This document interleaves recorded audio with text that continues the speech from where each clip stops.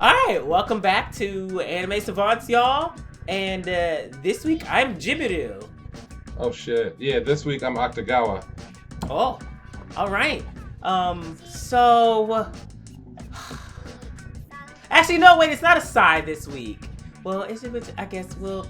All right, let's just go ahead and do Vitas. Let's just get it out the way. It wasn't a sigh this week. I didn't mean that, but like I was thinking back on the previous episodes, and I was like, yeah, fine, let's go to Vine's house. But this week was actually very interesting.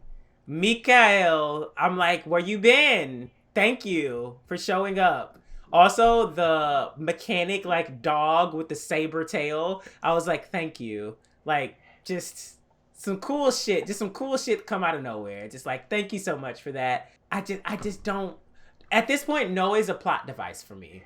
Like, he's not a kid. He's not like a main character. He's a plot device. But that's just me though. But also the story of Domi's like past.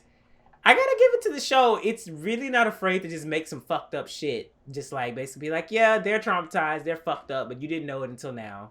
And when we were going into it, I kind of was just like, damn, we're doing more flashbacks. Like, come on. But I was like, wait, but these flashbacks are like good. We got glimpses of the sister being absolute shit.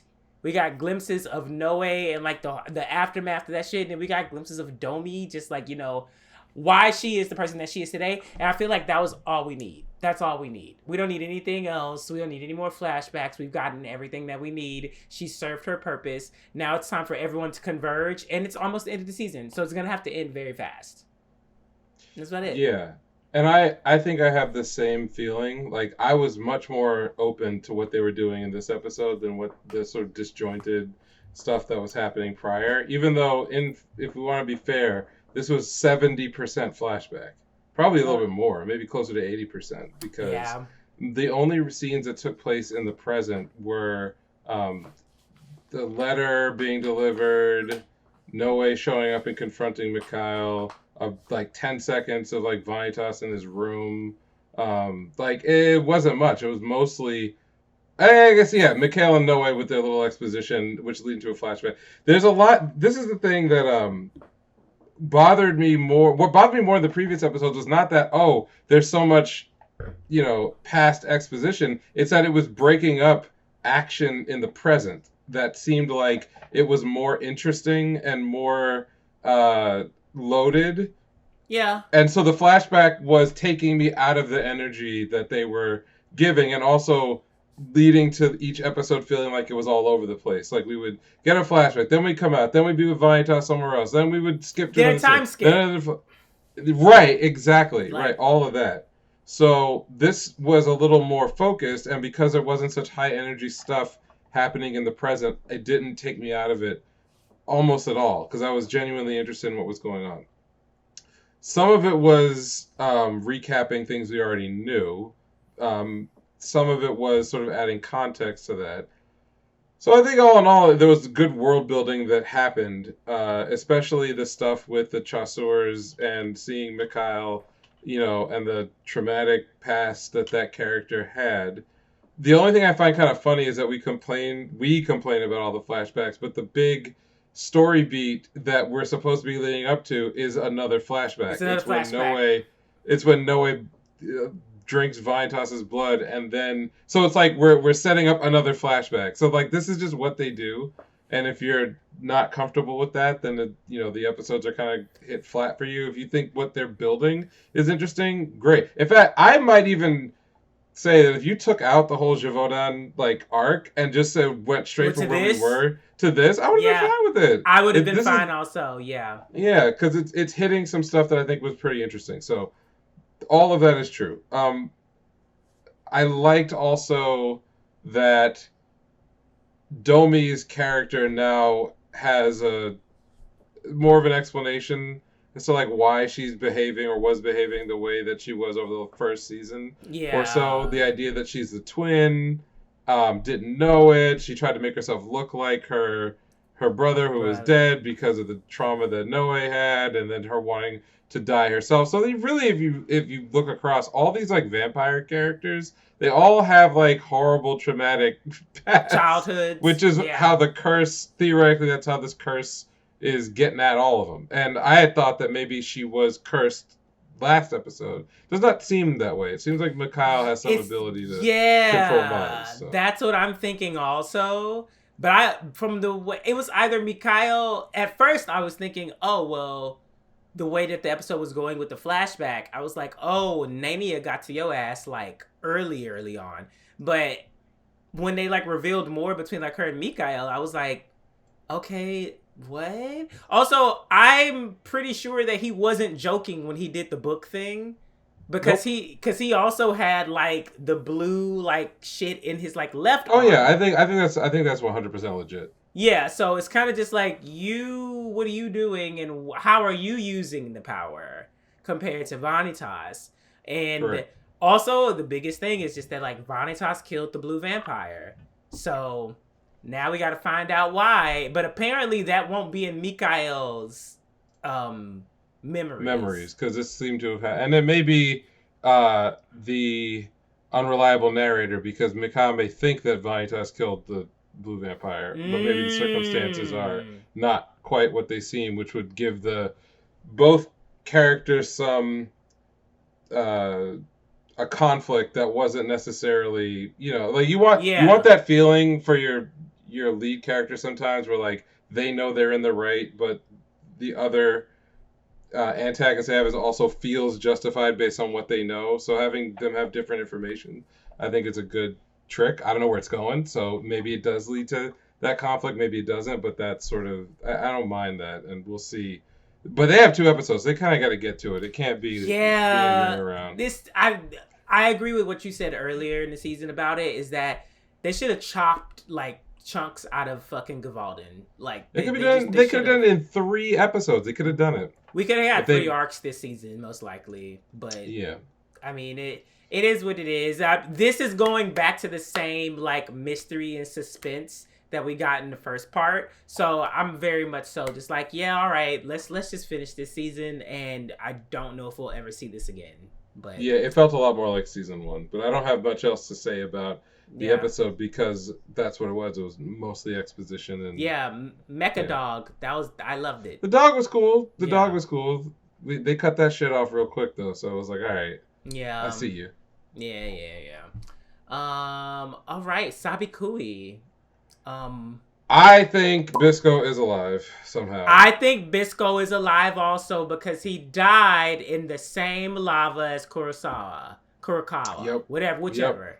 So Yep. I'm thinking that one point where it like stopped and was just like yelling, I was like, oh shit, their souls or whatever are like fighting each other, and then the bomb thing went out, and I was like, oh okay, Right. never mind. That Yeah. nigga Yeah. is still controlling it. But I knew when Milo was like looking at it and was like Yeah. boom boom boom, and then when he shows up on the mountain and he says homeboy's name, I was like, I fucking knew it, because the first hint was that he destroyed the Rust Eater snake, and I Mm-hmm. was like, bruh, like.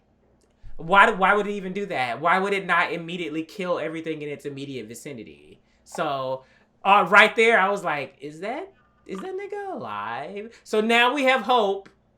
And also, they maybe hinted at that like machine, that like infinite whatever rust machine or whatever that's inside of it. There might be another use for that in some form or fact. Like, who knows? Yeah. Yeah. There was a We'll lot see. of.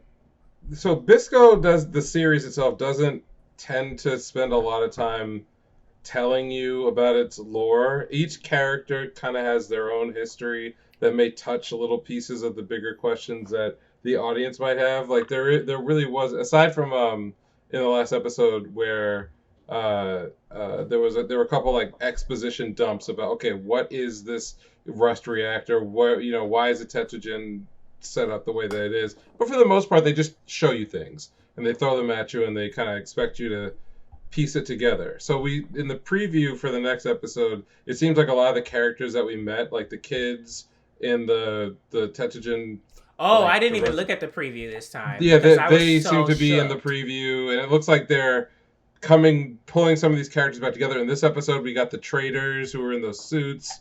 So I think that like everybody kind of has their own little piece of the information as to what's going on, and then the linchpin of it is the Tetsujin and the fight against it and understanding what it is and what's going on. Because if one person's mind can be replicated, I wonder if like the real role of the Tetsujin wasn't necessarily to like destroy everything, but to create. And so this is like the other side of it. So if you wanted to say have Bisco get reborn, it would be some combination of like all the mushroom shit and then whatever the power of that Tetsujin engine is. But before that happens, you have to go through like this rampaging monster storyline. And I've been told that there's an arc about this, so we're getting into it now, or at least setting up for it now. So Oh well, we're at the end. Okay, I mean, if well, they there's a preview. if they got a go for season 2 already, then I'm down. I don't know how well it's performing in Japan though. I don't know either, but there's a preview, a teaser trailer for the Tetsujin arc for Bisco.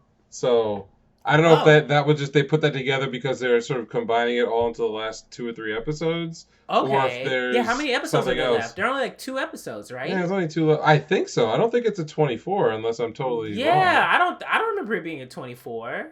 Yeah, I don't, Oh, and wow. I don't believe so. But in either case, the I see this as a vehicle to bring that character back, and I like like normally when it's like, you know, we did this with Back Arrow. Back Arrow is annihilated and dies and then is formed. We all kind of saw that coming, not just because the character hadn't reached the end of their story with everybody, but also because it was where the series was already telling you it could get to. We had gotten all the hits. Yeah, Bisco's a little more close to the vest because we don't know a lot about the lore, the backstory, but I liked it in this episode. Milo in particular, but some others seemed like they were all channeling him in some specific, either direct or indirect kind of way. Yeah. You know, so whether it was Jellyfish Girl being like, we gotta, taking charge and like actually caring about things because she remembered her last, marriage with her friends. Milo literally like embodying his voice and his spirit and like coming out fighting. I liked it, but I thought it was kind of corny. I'm not gonna lie. It was fucking corny. It wasn't. How do I say this the right way?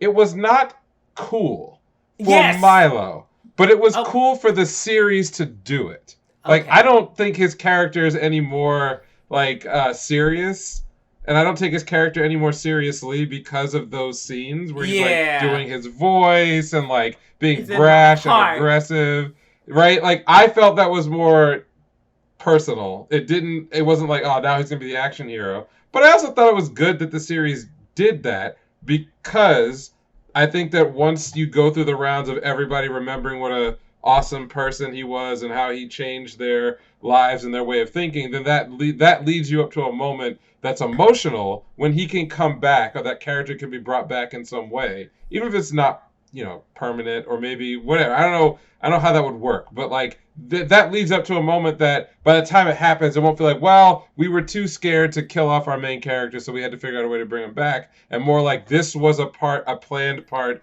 of a story to take you on an emotional journey and to let all these other characters show you their growth, which is fine. It's a fantasy. I don't need to be grimdark, even though like people get their eyes blown out or all kinds of other shit. I mean, the gore is there. The gore is there. I would just say I enjoyed the episode. I wasn't expecting the Tetsujin to show up so early. But also I feel like there are definitely going to be effects for the fucking elephant and the plant just like blowing up. Also, I really liked how our first interaction with like the Japanese government, they were just like complete pushovers. Oh yeah, so they were running. So I'm literally just like, so if y'all are this weak, is this just like a one contingent that just wasn't prepared? Because for me, I was expecting our first interaction with the Japanese government to be like the future foreshadowing. I agree, 100%. I thought we were getting a new antagonist to be introduced. Yeah. But they did the whole like General Ross versus the Hulk thing where it's like, we're gonna take this monster down. Yeah. And then just one shot. I'm dead. Which should happen. So like, let's be clear, is that like that character is there just to power scale the Tetsujin, to give the Tetsujin some feats of destruction, and humble some characters or humble some factions so that we, the audience, buy into it. So I didn't expect like the army or the Japanese government to do anything, and they've been sort of off to the side all of this Yeah. first season as sort of there it exists, but it's this corrupt thing that doesn't really act much in the story so far. So we still have some loose ends to tie up because our antagonist is not dead yet.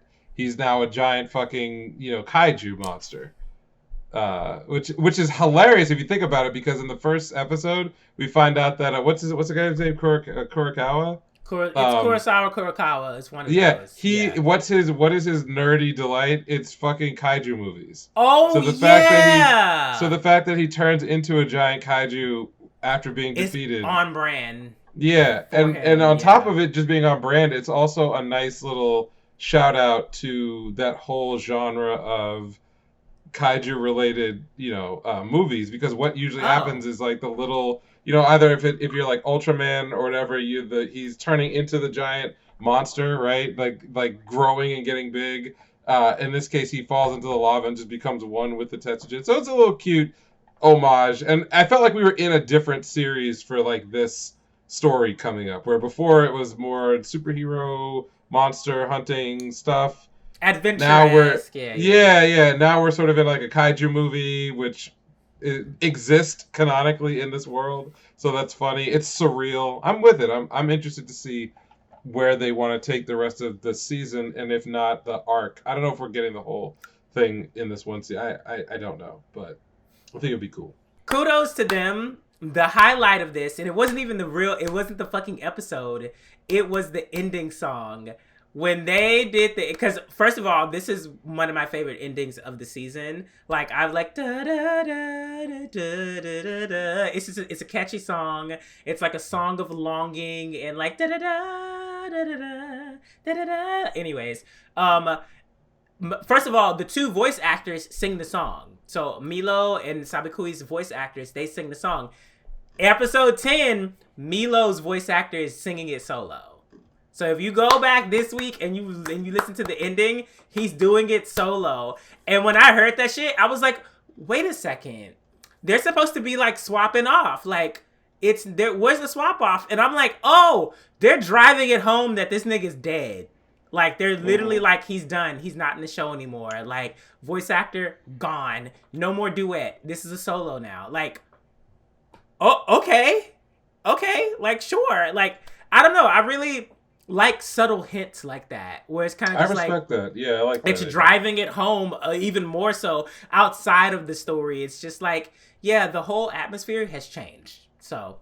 And it's also kind of like eerily creepy too, because their singing voices also pretty much match their character. So like, I guess like the like aggressiveness of like Sabikui's voice actors, like his singing voice missing, and it all just being like, the very light, super melodic, like soft toned voice of like Milo's voice actor. It's kind of just like, oh, this is like a stark contrast from the way you were just acting in the episode. Like, no, these niggas knew what they were doing. Like, this is on purpose. Like, oh my God. So yeah, just kudos to them. Good job, production team. I mean, I'm saying good job as though I can do that shit myself and come up with it. But good job. I really enjoyed that little sprinkle, little, paprika, whatever on top of it. It was great. No, I agree. I didn't catch that because I normally just skip through the ending song to get to the preview, so I wouldn't even have caught that in the first place. So I think that's generally like a good move. Little things like that just show you the creativity of this production team and the way in which they're committed to this story and the show. So I'm enjoying everything about it, and we'll see how the season comes to a close, or if we get any announcements if there's going to be a second core. I don't know. I mean, I'm not like super dead set on getting a second season, because to be honest, I'd be happy if this is all that we got. It's honestly one of my like favorite shows of the fucking core, to be honest. But I can honestly see it not getting continued simply because like people are ignoring it. Like I think today I just saw people talking about, oh yeah, like I just saw it, I just found out about it, and blah blah blah. I was like, how the fuck you just found out about it? It's part of the season. Like, what are you talking about? But Also, see, this is just me. And you know what? Actually, you know what? I'll talk about this later. Anyways, Got it. let's Other move on stuff. Other to. stuff. Let's just go ahead and get this bitch out of the way. So, 86 is back. 86 is back. And, bitch, listen, the sound director, you got me, bitch. You got me. Sawano, you got me too, bitch. Y'all got me. It was perfect. It was perfect. And we've talked about this so many times about when you put Sawano's music in a show, it is always going to make it better. Every fucking time. And it doesn't have to be the action scene. And this was not an action scene. Literally, the beat drop, when that tear came down, I was like, nigga, are you kidding me? Like, are you fucking kidding me? Just, I gotta say, I wasn't expecting much from the return. I really wasn't expecting that much. I literally was just like, wrap this shit up, and let's keep it going. But this episode alone has like renewed my faith in the fucking show. It really has. It's renewed my faith in the show. Like, and I think the main thing is that there are no more questions as far as like Shin. Like Shin, this is the end of this arc for you. This shit's over. But like you sat in that mech and you went over it, and then you were literally like, kill me, and then Lena comes through. Out of a mech, talking to you, doesn't even know who you fucking are, and I literally was screaming at the screen, open the hatch, nigga, open the hatch, and you open the hatch, and then of course the fucking like Legion are about to come, and it's just like, oh, of course they can't meet yet. Great. I like that. I like that they're keeping them as separate as they can. I'm guessing the next or the last episode, because there's one more that they. There is one more, yeah. I think that's gonna be a flashback to get Lena to that point. So we'll find out which in pretty I would short be order. Very much so interested in. Like, okay, why are you alive? Like, how did you survive this shit, girl? I want to say that listen, I'm not and I have no doubt that the production teams have thought about this, that the authors thought about it. But wouldn't it be such an interesting thing to do a movie for the Lena side rather than just a flashback? No. Or like no. Like, I don't want it. No. I could see it. No. I could see it. And if they did do it, I wouldn't be mad. But at this point, I'm just like, bitch, we'll get that movie in like 2025. Oh, well, sure. Yeah, they would delay everything. No, I don't want it. Like, and some people are saying that after this arc, like the show, it like pivots like hard. It's like completely different shit. So I'm just like, well, now I want more. Like, give me more. Like, because this whole Shin and like I don't deserve to live and like, you know, everyone else is living on and like, you know, all it's just like it's resolved. It's been, and it wasn't just resolved by him. It wasn't resolved by him. It literally was resolved by the people around him. And like, actually, it was fucking Frederica. Well, Frederica was just like, stop. Like, you met her, right? You met, so she's alive? Okay, so what's your reason? I don't know. Here's your reason. Shut the fuck up. Thank you. Thank you. I didn't mind Frederica as much in this episode. No. She was, I think, I'm going to come down on this point again, which is the character is fine. It was the fact that, like, she was and this will sound terrible, but, like, she was the female motivation. The female energy in this season was all compressed into this one very loud, aggressive, new character that was sort of, like, I don't want to say dumped onto the main cast, but, like, you know, just shoveled in. And there was a lot there. I like that over the course of the whole season we found out about, you know, a little bit of her background, but then also that practice of having, like, a hostage or something, like, which is a very alien thing. Like, no, I don't know any armed force that would ever do something like that. But conceptually, it did add pathos and a reason for her to be around in Yeah. a hard military setting. But when they were on the road, I think she got very grating because she was repeating a lot of the same She and things Shin over and had the over again. same conversation like 4 times this season. Exactly. But as a true member of an ensemble cast, popping in here and there, I'm totally fine. The voice actress is really good and really energetic and really into that role, and like having Lena's character exist and have one kind of energy, and then have sort of the Frederica character exist and have like a different energy. There's a balance that you can find there in the storytelling on an episode to episode basis that I don't mind. In fact, I think is very unique. So I liked everything that was happening, all the stuff like the conversation. So let me ask you a question. Do you think that Shin knew that it was her before that moment when she says her name? Because the way that conversation was, I don't think so either. He did. No, which is weird to me. He didn't recognize her voice, and I thought that was weird because I was like, "Bitch!" I was like, "You were the main one, like talking to her and kikiing with her at like all into like sunrise and shit like that." So I was like, "How do you not recognize?" Even though he's never seen her, the fact that like he should know that voice, or I thought he should have. So that was one thing, and then when he made the realization, all kind of shit like that, I was like, "Open the hatch, nigga! Open the hatch. Let's do this." Blah blah. Because she knows what they look like. Because she has that picture.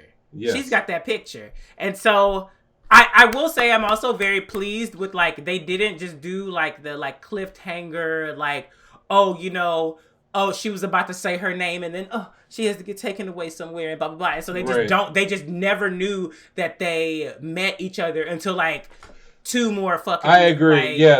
What they did was that they avoided like ridiculous Deus Ex Machina. Like there's the Legion showing up is literally Deus Ex Machina. It's an event that is scripted by the hand of the author to stop something from happening. But the point was that Shin still made the choice himself not to reveal that he knew. That was ultimately his decision in that moment. It wasn't just like some contrivance of the plot to keep them separated. And also, it was character growth on his part for basically saying, like, he has a new goal now. He does not want her to meet the old Shin. He wants her to meet someone that he deems worthy of actually meeting her because he actually respects her because she's made it this far.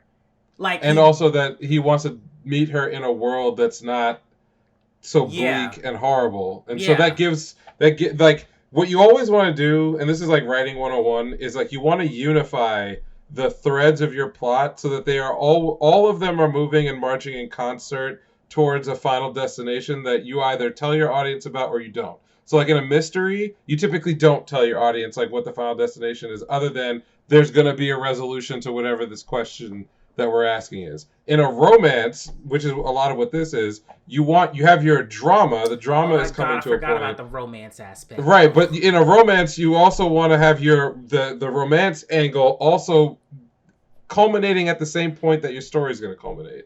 So like you could think of like a noir, the detective story where like the dame shows up and she's got a job for me. The implication there is that you're going to get the resolution of the job and the romance in the same moment, and there's going to be some tragedy in the midst of that's going to create the noir feeling at the end where like he didn't get the girl because she was the killer or this or that other thing. Like that's just writing 101. So the fact that they finally got those two sorts of paths together, which were not there in the first season. In the first season, he was getting close to her, but they were literally and physically separated, and there was no mechanism that was ever going to put those two characters in the same together. Spot. They were going to exist to each other over the radio. Know what? I felt like if they had continued that dynamic, it would have still been interesting.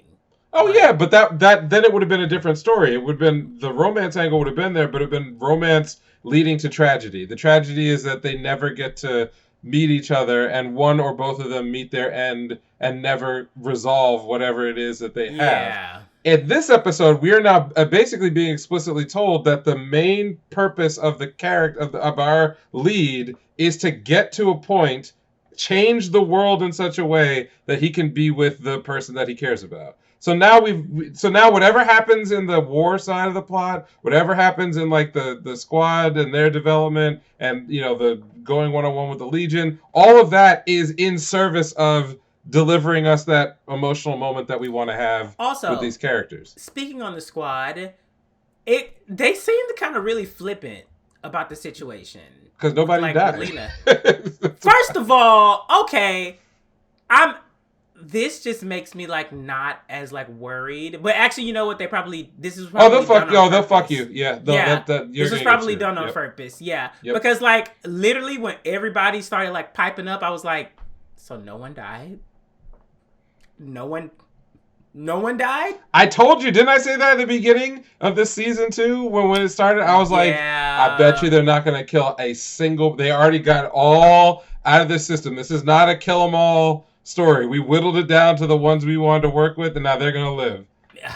And now they're going to die soon too. They got to die. Somebody got to die. Maybe. Somebody got to die. Also, even with the captain, I was like, okay, now I'm happy that you're alive, girl. But also, like, how? I would like to exactly. How? I would like some explanation as to what the fuck happened to the fucking like freight plane thingamabob. Like, what? Okay, whatever. It's important to me in a military. If we're gonna do, I don't want another fucking villain like this bitch ever again. Get this. We've had the same antagonist 2 times. Get this shit out of here. I don't care. I don't. You could tell the author was reading Attack on Titan, and he was like, "Oh, the Ackermans. I could do that. We'll just call them the Nosens. They all have like special, and Frederica randomly has like psychic energy. I'm like, oh, okay, I guess that's a thing. Like because maybe we'll get something on that. I don't know. It's an idea. I'm not against any of that. If we do, I won't be mad at it. But at the same time, it's just like Kiri is a villain. I did not care. I did not care. Very good. His death, the whole flashback scenes with like with Shin, Kiri, and his brother like being in the royal court with Frederica and shit. I was just like, this means nothing because like they weren't doing that shit before. It would have been different if they all were like directly working for Frederica before the war started and shit like that. It didn't happen, so I'm just like all of this just like daydreaming. This was a problem for me. This was a problem with Cabaneri of the Iron Fortress as well. Basically, the reason why the story in 86 and Cabaneri and other shows like that is so exciting, including it includes Attack on Titan, is that Sawano plays a big role in that. But the other side is that they're just reusing zombie movie cliches, but taking some aspect of that model and then blowing it up to 1 million to for high action or high tension or horror or something that's if you start with a classic like Night of the Living Dead where it's shot in black and white, it's a very small restrained film, it's a bunch of people in a house, the zombies are just sort of shambling scary things, and the tension of the story is that the characters can't get out and they're against this implacable infinitely spawning number of dangerous creatures. That was enough when you're just talking about like that kind of a story. But when you fast forward to 2022 and there have been 1 million different derivatives of that, the anime version is let's take those zombies, but in Attack on Titan, let's make them gigantic, horrible monsters that don't talk and are just hungry and are going to slaughter our main characters in the most disgusting way possible. And then we're going to put the action scenes in to give our heroes and the audience a way to feel like they're fighting back and that they're fighting from underneath, which is the underdog. That's how they do it. Cabaneri, they did it with they use numbers, so it's large amounts of things on screen, and then they use martial arts and swords and like the aesthetic and like the slick animation and like the samurai stuff. Like, oh man, super cool steampunk. It's all the aesthetic.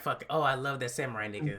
Oh, right, man. Right. But and then in 86, it's let's turn all the zombies into robots. They literally eat brains, so it's like that's what they're doing. But we're gonna get over with the slick. Militarized, semi-grounded combat in like burnt out cities. So we'll give you the mecha, we'll give you the music, we'll give you like the superhero pilots like Gundam, you know, and then we'll also slaughter them in horrible ways and make you feel really bad. The problem with all three of those that each author had to figure out a way around, there's no real clear antagonist.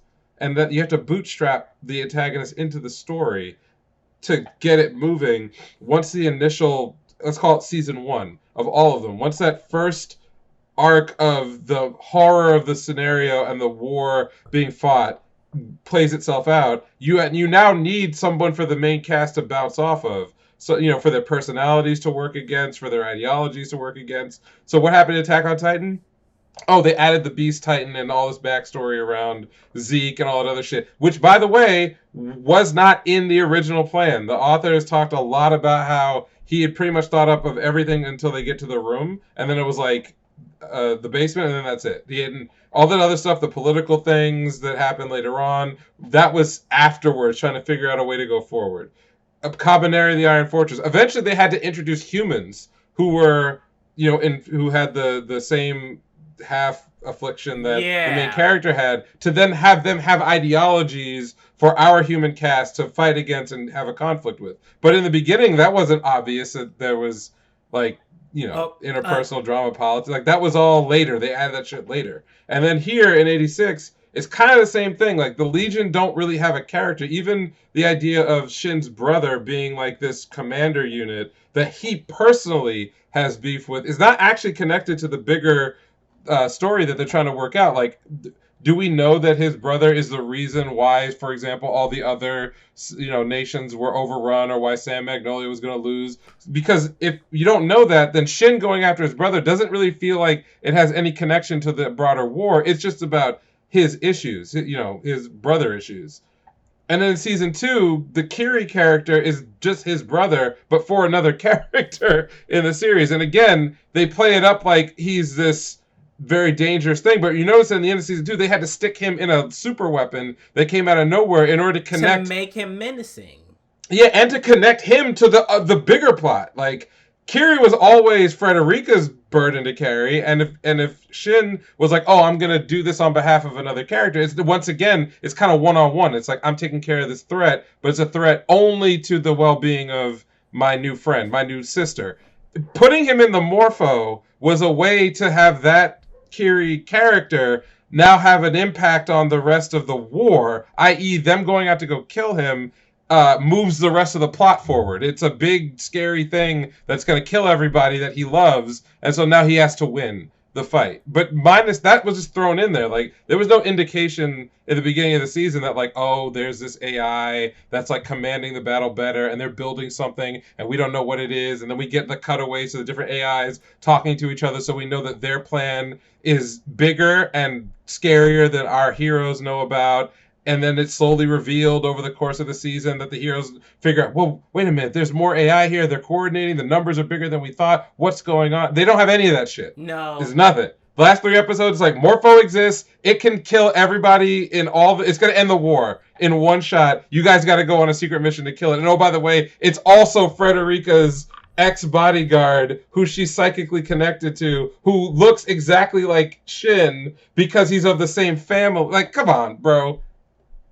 No, we don't need that. Give us what we got in this episode. If we had gotten hints of Kiri during the first part, then maybe. And then also, you did your deep dive. You did your like co-op of the story, like a few episodes ago, where it made so much sense. Where it's just like, bitch, this would be top tier if they did that, but they did it.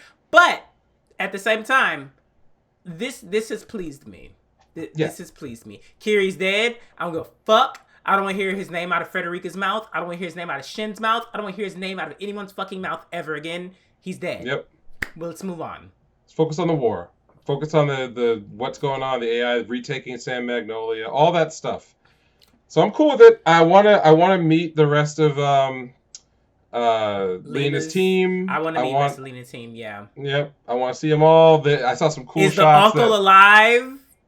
Right. By the way, they noted that some member of the team recognized the Grim Reaper thing on his busted up mech. Oh, I missed that completely. Yeah.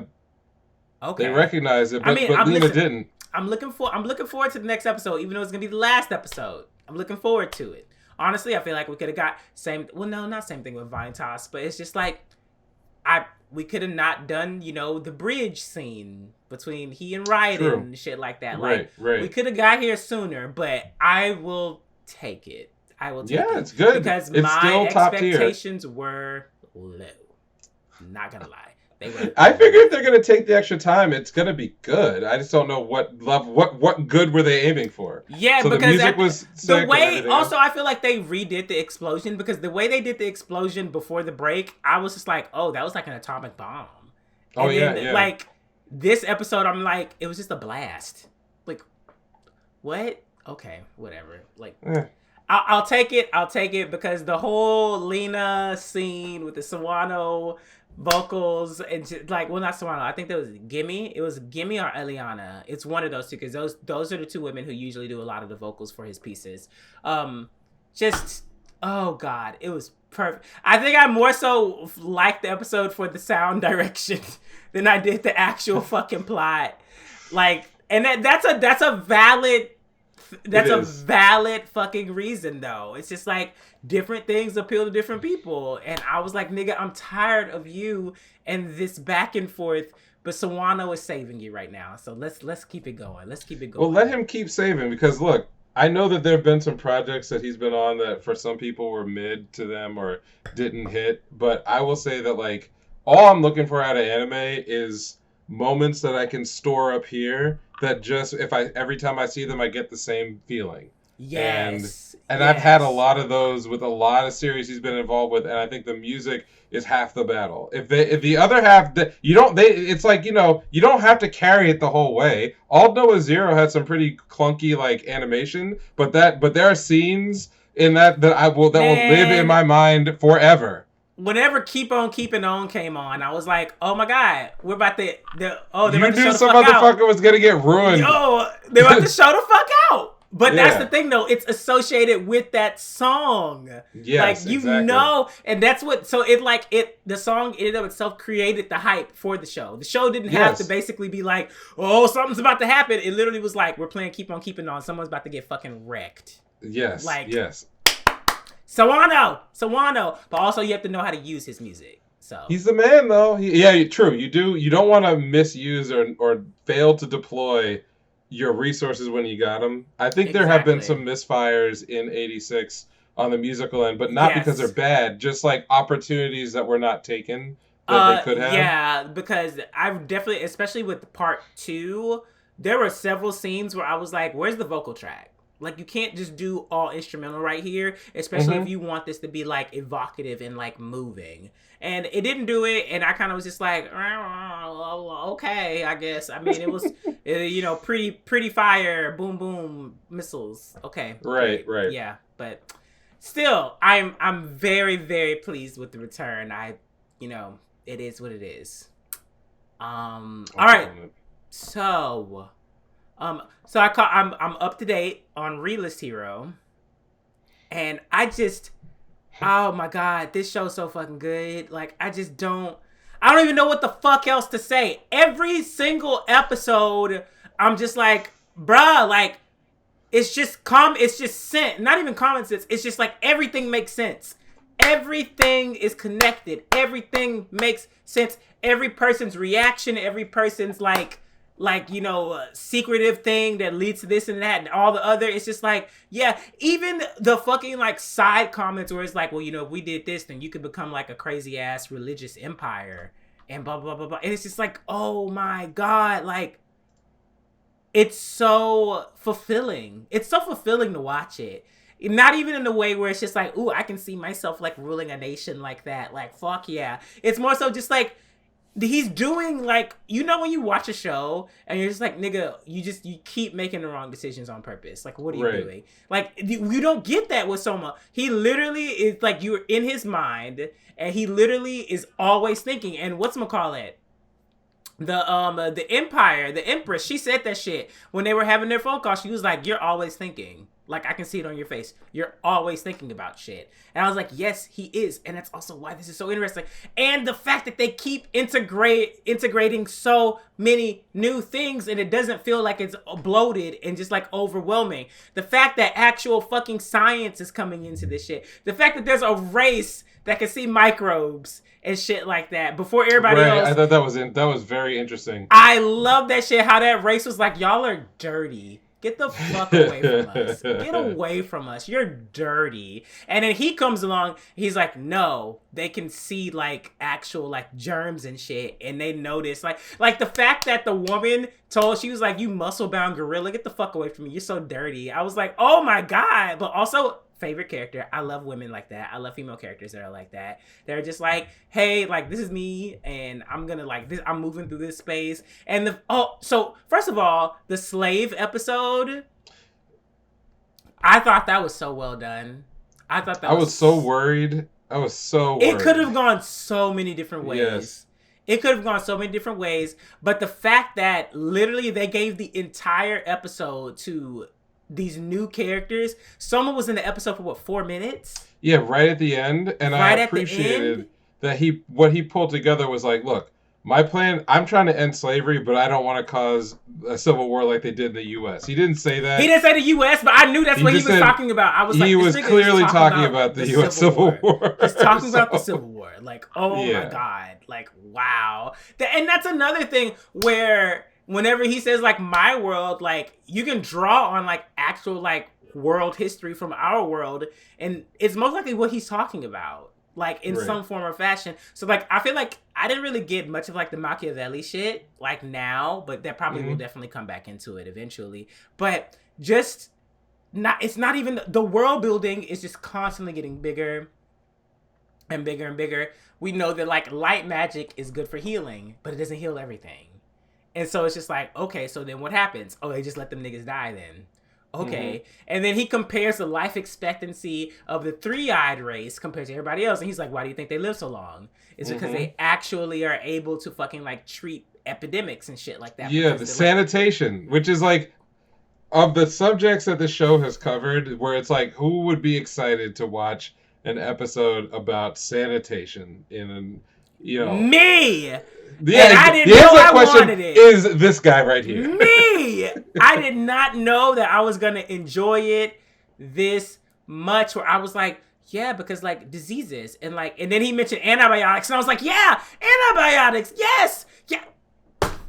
Yeah. Why am I excited about this? I don't know. I don't know. There was a point in this week's episode, which is episode 10, where he's trying to explain the germ theory of disease, and it's, for me, who's a nerd, I know for a fact that is one of the most impactful scientific revelations to come about in modern society in like 500 years. To go from like, oh, it's just foul spirits and miasma, to like, oh no, it's actually microorganisms. You gotta drink a little bit of snake venom, like diluted. Right, like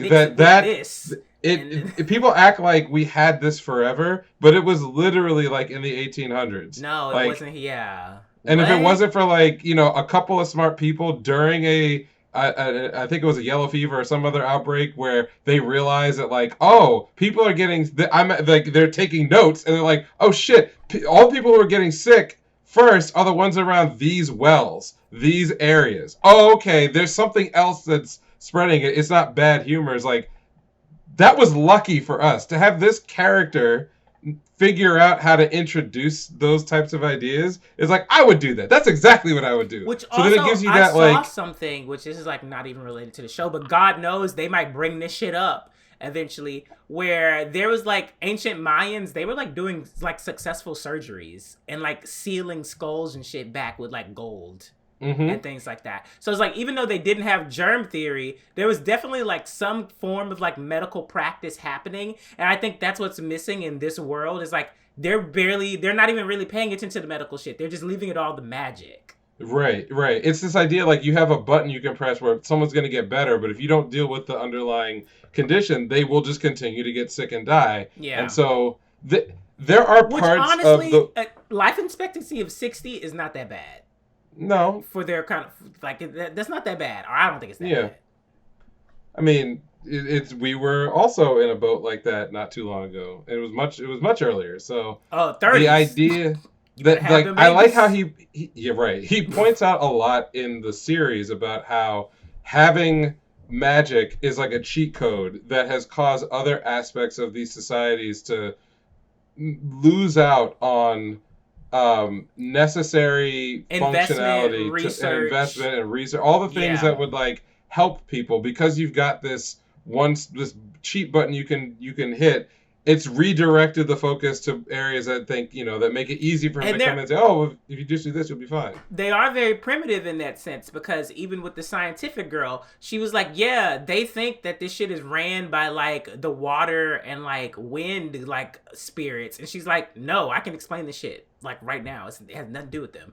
And I'm just like, oh, okay. So it's they're definitely still primitive, even though they are more, not more advanced, but they are, I would say, more advanced in like certain aspects as opposed to others. Even though magic is Right, their main thing, they still don't have a complete grasp on what it is, where it's coming from, and do the spirits even really have that big of a fucking deal to do with it in the first place? Or are they just like masses of condensed magic that have gained sentiency? right. So I'm just saying this right now. Some company make this game. I want to play this game. Okay, give me this. That's too much investment, and they can't put microtransactions in it. The fuck they Like, can't just fill it with waifus. Make that shit a gotcha. I don't care. I want to play this, civilization building game. Figure it out. Someone, I'll give you my money. if they do make a game based off, but even if it's just based off of this, and it's just like you're in like a parallel world, or like you're a new country right next to Soma or Yeah, whatever, you're yeah. trying to grow, like, Yep. I I'll don't do care. it. Just help me out. Make Also, this. I love Rhodora. Like, she is such a great fucking addition. At I first I agree. was like, oh girl, you just gonna make people mad. But she literally was just like, listen, I know exactly what the fuck I want. She's like, we're gonna have these babies. These babies don't care about this throne. They're gonna run my True. business. I was like, oh shit. Like, she's actually come through. And then the fact that she is one of the ones that like is helping him like get rid of slavery. And she's like, didn't I tell you? I told you he was good, wasn't he? I told you. Yeah. Boom, Yeah. bam. Let's go ahead and invest. I got you. I'm gonna give you money. You're gonna help me out with like these like policies. We're gonna have a great relationship. It's whatever. Like, it's great. I like it. I'm very interested to see where they're gonna go with the refugee stuff though. Yep. I agree. I'm just enjoying this. It's a show.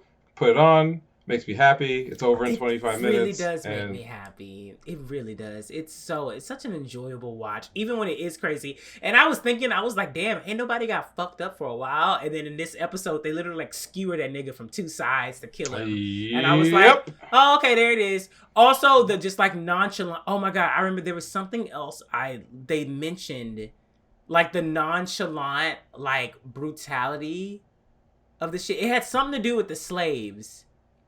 And it wasn't the sexual assault, because I wasn't surprised by the sexual assault of the Yeah, slaves that and shit part like they were that. like, they weren't shying away from it. They They were weren't like, shying this, away from it. It was something that Soma said about like, oh yeah, we dealt with, about how they literally like they just got rid of all the criminals and shit like that. And they were like, oh wait, you like you killed them? And he was like, they're dealt with. And I was like, You're right. That was at the beginning of the episode. Yeah, yeah, I was he's like, like, yep. He's like, listen, small price to pay. Look, streets are clean. I'm like, yes. bruh, you know what The- though? You know what? I'm not saying nothing, but you can make that choice. yeah, If you commit to it, you can have some results. That's all I'm gonna say. yeah. But yes, enjoying it. What else did you watch? So I watched Genius Prince, which is in a phase where there's a lot less like out and out violence and a lot more focus on competing political theory. Oh, are they There still was at that summit? so they've more or less wrapped it up, and they found a way to sort of turn the tables a bit. It's funny to me how mustache twirling some of the antagonists get. Like on the drop of a hat, like you'll meet them, you're like, oh, okay, maybe there's something fucked up about this person, and then like they'll have that moment where their face curls like the Grinch, and it's like, I'm the most evil motherfucker you ever met in your life, and you don't feel bad about the bullshit that happens to them, but this is a fine episode. I think they're setting up for the last two, or the last two episodes of the season, which will probably culminate in a war. Whoa. which, the way the series goes, he'll accidentally win. Or not. Well, I should take that back. He doesn't win by accident. He wins by careful planning and research. So he's going to win, but the outcome of that war will just be him getting more power he doesn't want. So I'm looking forward to that. They've kind of given us a couple of sort of long-term enemies that he can embarrass and kill in horrible ways. So I'm with it. I don't really have much else to say because this episode again focused a lot more on the sister Felania and then his Lolmina and Ninem, because they brought him into the episode because he was gone the whole last time. Yeah. And then they wrote him out by having him get exhausted and pass out. So then the rest of the episode was again all those other characters doing their own thing to solve the problem. And I do think that it's good that they have now given us basically 2 whole episodes with the female supporting cast completely being competent and confident. Without him, and very little focus on what his plan would have been, or rather what his plans were, and more like we are inspired by this person to do other intelligent things of our own accord, and they work, and it's fine. So there ain't much else to say other than like what happened in the plot of the episode, but like I liked that. Is it the same as having fully autonomous, equal partners, with the female characters? No, it's not. But that's also not the kind of show this is. So you gotta probably let that go if you're looking for, female empowerment .mp4. This ain't it. But there was a lot of good that was here, so I like it. I watched Dress Up Darling. It's good. They gave a tutorial about how to use makeup versus like hair coloration and color correction, which I knew nothing about. This is not my world. But I'm looking at this like some cosplayer is going to actually get better at cosplaying from this like minute and a half segment. Yeah. They dealt with some other issues between the characters. That was good. More teasing. Gojo kind of has an emotional story that he is walking through now, which I think is healthy. Because before it's mostly about like the girls in the series and what they're struggling with on the side, but like he also has his own hangups, and it's good that they are spending time humanizing his character. But most of the conversations in a given episode don't have much to do with him. He is just a part of that ensemble cast, which is a good thing. So I find that a lot more endearing than if they sort of made him the center of all of the attention. Because technically he is the only male. He is, that's true. Yeah, that's true. He's the only male, and it's nice to know that, like, I mean, well, all of them are definitely starting to develop a crush on him, but it's so obvious that like he doesn't have anything in his mind except for Marin. Yep, so they put that one front and center. Clear. Yeah, they've made it very clear. Someone actually mentioned it in my comments, and that made it like so.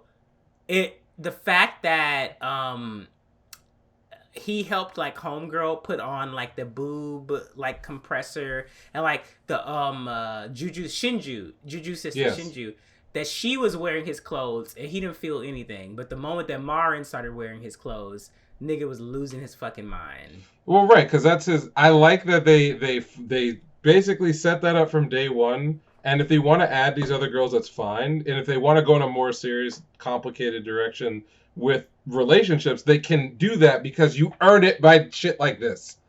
That's how you earn it. It's not a harem. It's just people in relationships with each other. Yeah, I agree. Yeah, and I think, well, it's definitely going to be, it's not a harem-esque, but like they're going to come back around, because the first thing that's going to happen is Juju is going to try to make her next cosplay, and it's not going to be the same as fucking Gojo's quality, and she going to come right the fuck back and basically be like, so you need to make all of them because this is just unacceptable. So, yeah. So, yeah, I think all that is good, and I enjoy the series. I don't know if there's been any more backlash. I think everyone just likes this show. It's just a show of the season. I think the backlash is just from like stupid people who think that like their fandom has to reign, like, you know, on top, I've which seen is very little just negativity that I would worry yeah. about. So I know people I'm were very happy. getting up in arms primarily because like those anime rankings of the week and shit like that, and it's kind of just like y'all, just whatever. I'm not even gonna say touch grass. Get a life. Get a real life. Okay, so what about you? What else did you watch? I think that's kind of all.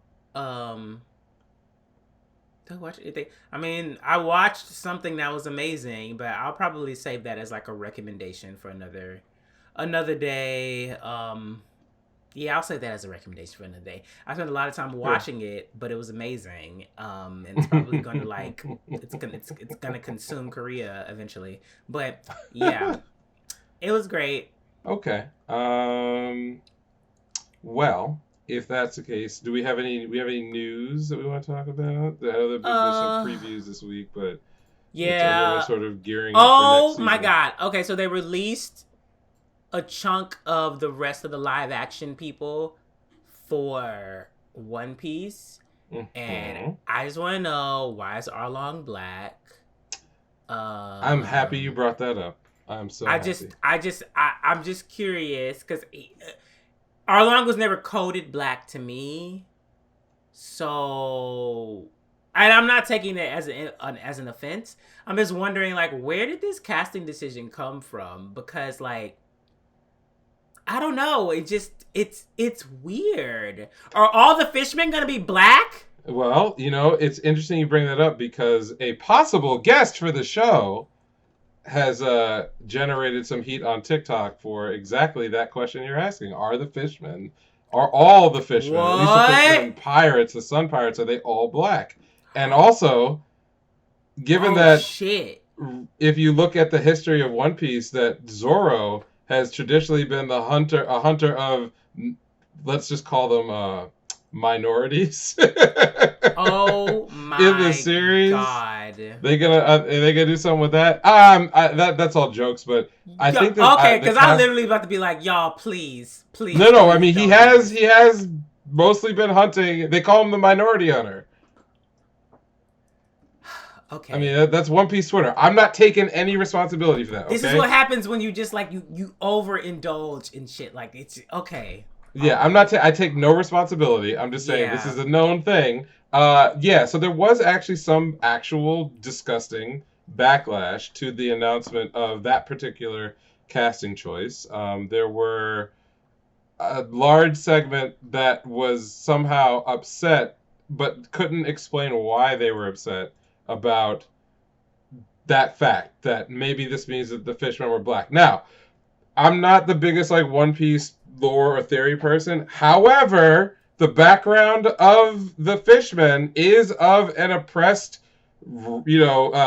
racial minority that is more or less held in slavery because the Fishman Island is underneath Maryjo, where the Yeah. world government is, and they're not allowed to come to the surface, and they're disrespected. The Arlong pirates and the Sun pirates are pirates because fishmen are not allowed to go on the surface, and all the stuff about like Roger promising or Joy Boy promising the previous king, the previous Poseidon, um, before Shirahoshi, before the last king, that there one day they'd create a world where fishermen could go on land, and it was a whole thing. And then you look at like how Arlog's got the do rag, and what's his face, Jim Bates rocking the waves, and all kinds of other shit.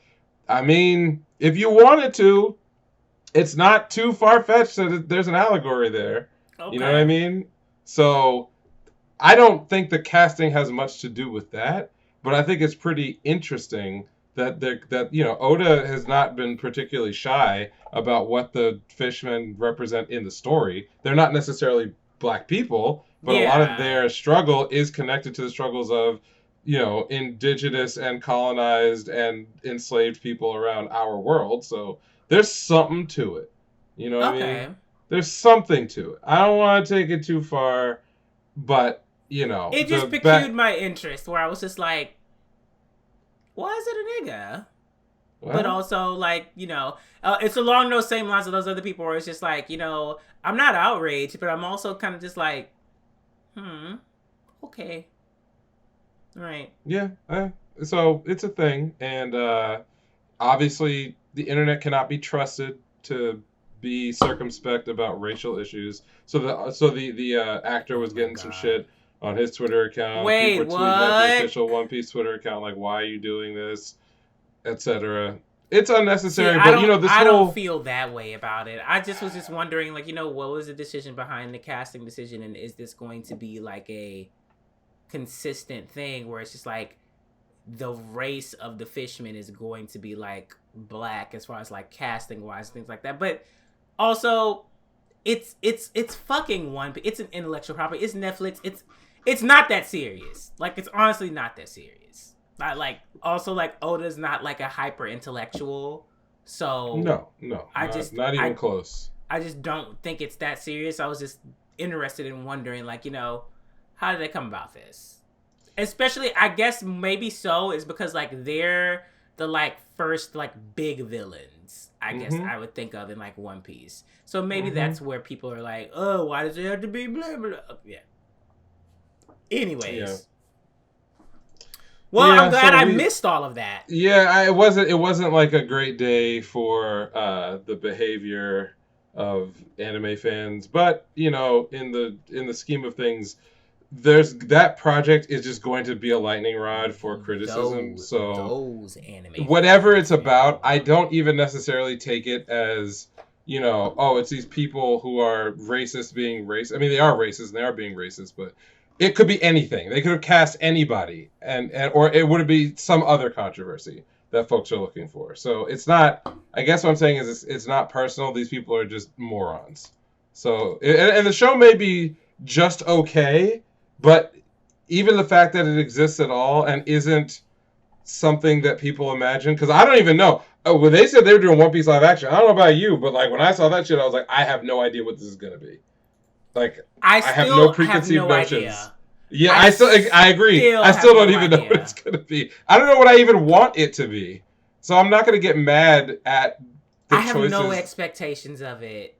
I'm just gonna be absolutely honest. I have no expectations of it, especially because it's Netflix. Like, As long as if Chopper is featured anywhere, he does not look like a nightmare. you know what? I think they might give Chopper the Ed treatment, Maybe. where like I he don't like shows up that. in the very last episode. Well, oh yeah, where the character shows up. Fine. I still want it to Yeah, look like a nightmare. That is all I ask. they got too much Don't look money like for a that, nightmare. but you never know. You never Uh, know. yeah. So that's where I'm at with it. People misbehaving, and we may have a guest at some point who has some choice words and is directly engaged with these knuckle draggers. So that Oh should be boy. fun. Yikes! Yep. What else is there? Oh, the Tokyo Mew Mew artist died Mm. right before the new version of Tokyo Mew Mew is about to come out. So that's really unfortunate. What else is there? And then for at least this is news for me, Toei got hacked. And so Delicious Party Pedicure is like delayed now. And it's like, what the fuck? Like, that's money. That's a lot of money for them. I'm like, that's a lot of money for them because that puts behind their toy release schedule. That like Oh. that's a lot of money for Oh. them. Well, yeah, because they're not going to release the toys until like the week leading up to the premiere of them in the anime. So that their whole release schedule's fucked now. So like production, like, oh man, yeah, that's some fuck. I know who did it. I don't know who you did. They probably gonna get your ass. They gonna get your ass. So I hope you were like a really good hacker. Black Clover anime. So I was just under the assumption that the film was going to be the next arc, but apparently like some people are like, no, it's gonna be like original, and I'm like, wait, what? They don't, for some reason that I cannot fathom, there's this like recurring trend of anime movies that do not adapt any part of the story, that are all original, that like they don't need to be. I don't Like, want original Black Clover. no. I skipped the fucking filler arcs of Black Clover. I don't care. Give me those fights. Yeah, Give it to putting me. money into what amounts to high class filler just feels like a cash grab. And I know that all commercial art at some level, like that's what they are. It's Yeah. just they've identified me as a customer, and they say, what would someone like me pay for? You would pay for more content from the thing you like. But, I ain't like these other dudes. I don't want just anything. I want some shit that's impactful on the story, expands something that I like, and is beautiful to look at and listen to. It has to be all of them. I'm not going to just take some beautiful shit. I'm not going to take something that looks like ass, but is like critical to my enjoyment of the plot. Yeah, like I need, it has to hit all four, and I am just repeatedly disappointed. I haven't watched year any over of year. the Bleach movies. Like, right. I haven't watched any of them because they weren't part of the canon, so I didn't care. Now they had some cool ass fucking scenes. Yeah, I watched it on YouTube, but like the movie as a whole, the movies as a whole, I'm kind of just like, I don't care. Like, is this more Eisen shit? Like, are we getting a movie to like push this shit along to like skip out on these filler episodes? No. Okay, well then I don't care. Well, that's also, why I'm a big fan of the Jujutsu Kaisen Zero movie, because it's adapting the one shot. Actual content. Yeah, yeah, exactly. So also, Black Clover and their overlords use this as the opportunity to simultaneously announce a new Black Clover gacha game. So, of course, why not? Like, of fucking course. So. Free money. Yeah. The money. Yeah. For all the whales. Yeah. You could get 18 versions of fucking Noelle in various states of undress. Oh, man. I didn't even think about Noelle. I was just thinking about Asta's. Like, I know you were, but Asta's not the one going to be moving that. It's going to be Noelle. Those whales. It ain't going to be. It's going to be. Who's the flower chick that's also into him? Fuck, I forgot her name. Whatever her name is, it's going to be them too. Yeah, Noelle's cousin is going to be Drunk Girl. Yeah. The Thread of Fate. Kit Kat. There you go. Oh wow. That's where the money is. No, Yami's gonna move some niggas. Yami will move some niggas. Yami is a type of banner target that is for people to convince themselves that they're not just hopelessly lost. Like, he's in there and people get excited like, he's so cool, but the reason you're pulling that fucking casino lever, that slot machine lever, is for the girls.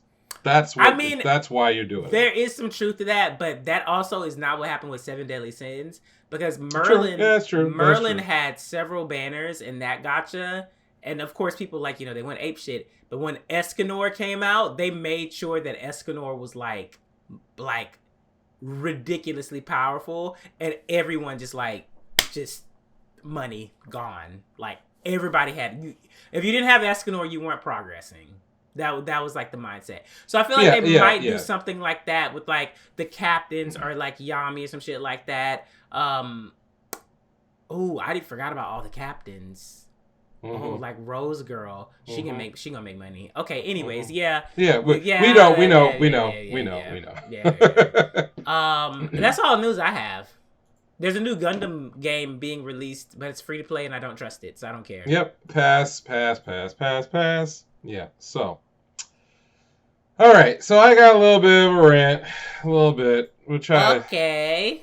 So, we've talked about this briefly in prior episodes, but Chrono Cross is getting a re-release and a remaster for Steam and PC. I think it's also going to be on most of the modern consoles. It's great. I love Chrono series, Trigger, Cross, Radical Dreamers, all good. And I thought to myself, how could there possibly be anything remotely controversial that would come out of this, right? Short of them going in and changing the story or some other stuff that might piss off the 5 closet Chrono Cross Radical Dreamers fans that still self-identify that way in this modern era, I thought, there's no chance it's going to happen. And then the Chrono Cross Twitter account, which is doing just regular stuff, posting clips and other things from the project that's coming, had the temerity to post a 25-second clip from a battle that takes place more or less towards the latter half of the series. Completely innocuous, just showing off, some of the changes that they made, some of the graphics. Nothing that would stand out. But the first like half dozen comments on the video were, thanks for spoiling the game. And I'm like, what in God's name is going on here? So, of course, I got in my feelings too. Just let them know that it's 23 years old. It was released in 1999. Half the people commenting about spoilers were not even born when this game was released. It is a part of history. The world revolves around them. Right. But to me, if we're at a point where literal decades can pass and we're still talking about don't spoil the story, it's history. Chrono Cross is video gaming history. Nobody goes and opens a history book and says, don't tell if the Allies or the Nazis won World War II. I haven't gotten to that part yet. Bro, step back for a second. Who is this game made for? Sure, there's going to be a segment of the audience that they are targeting who aren't familiar with it, didn't play it, weren't born in time to play it, had no real reasonable way of playing it. I think the last time Chrono Cross was available was on PS3 as part of some kind of. I believe so. I think that there was a version that you could have bought. Was it a digital only version? I think so. And it is difficult. I agree to go out and play that game. Now, me personally, big retro head. Somewhere back there behind me are 2 copies of Chrono Cross and my PlayStation all hooked up, ready to go if I want to play it. I've got my old save data. It's all good. But that's me. That's someone who's really into the retro stuff. If you are not like that, you never played it when it came out, or you're a new fan, I understand that there's mystery around this game. There are aspects of this game that are going to be surprising to you and shocking to you. And if you are part of the target audience who's planning on picking this up, I can understand why, at some level, you would like to preserve a very special experience that you will have when you play this game. That said, I don't know what their internal sales projections are going to be, but millions upon millions of people are not going to buy and play Chrono Cross Remastered. It just ain't going to happen. It's not a mass market game. It's got a very narrow audience. And most of the people who are going to buy it are going to be like me. Folks who are fans of the original game. Right, and we want to play it in a better form, and we're willing to put up some money to make sure that this project happens and that's successful. But we've already played it. We know the story. We know the characters. Nothing is surprising here. For the people who haven't, let me just give you some advice. Just don't log in to Twitter. Don't follow the official account. Whose only purpose is to share Chrono Cross related content from the remaster. Because by definition, 23-year-old game. Right, everything that you see, everything is a spoiler. Because you've never played it before. Everything that you see has already been posted on the internet. Correct. So there are innumerable Chrono Cross walkthroughs. There's Chrono Cross wikis. There's Chrono Cross everything you can possibly imagine that archive people's reactions to the game, the plots and the characters and the twists and the turns. It's all there. So if you're into it, if you're like, man, I really want to play this game for the first time, but also I will be taken out of the experience by any kind of information that would tell me anything about any part of this game, do not go to public spaces to complain that in those public spaces that are dedicated to the game, there is content that is going to ruin your experience. Just go away. Wait. You don't have to be on the Chrono Cross subreddit or the Chrono Trigger subreddit. You don't have to be following the company. But you don't have to do any of that. Just stop and wait for the game to come out. No, but you don't understand. If you like something nowadays, you have to dedicate your personality to it. You have to dedicate yourself to it. Because if you don't, that means you're not a real fan. So the only piece of solace that I took out of all these online interactions is that, you know, a lot of the folks who had something weird to say were getting reverse ratio. First of all, they didn't even have no PFP in the first place. That's true. So right, yeah, that's true. That's true. Yeah, a bunch of anime avatars or blank avatars with 40 followers talking to one me. Follower, okay. One follower for one of them. Yeah, like go get your burners and take them somewhere else. But like that aside, I wanted to take it away from this particular topic and just say one other thing, which is I understand, and I think it's very important that people be allowed to have the interaction with media that they want to have. It's not up to me to decide how much fun or the way in which you're going to have fun with your content, but you got to think about where you're at. So to me, also you and have this to is take responsibility for it at some point. I 100% agree. And I'll just say, to me, I think that content, all media, goes into various tiers when it comes to how sensitive we should be about worrying over other people's experience with that. I think popular media, things that are going to be marketed to a large number of people, are going to enter into the cultural zeitgeist, be part of the conversation. I do think that it's fair to just ask for a little bit of etiquette when it comes to waiting. You know, whether it's waiting a day, a week, or longer on some things, I'm here to entertain that argument. I love anime and manga. A lot of that stuff historically took a long time to get localized, and not everyone is in a position to learn Japanese. Like, I had the opportunity to do that in school, so I did it because I thought it was cool. So I can read some of the stuff if I want to read it, right? But for the most part, we wait on things to come over, and yeah, it's not cool if someone is preserving an anime-only experience to have a bunch of manga fans who are 8 years ahead of them come in and deliberately go out of their way to ruin their experience with a story or with a character. I think that those things are malicious, and I do think that people do this in order to pick on folks for clout, right? Like, whoa, you're... misery loves company. Right. So. I think people do that. However, I think the number of people who do that in our culture is incredibly tiny. It is very, very, very small.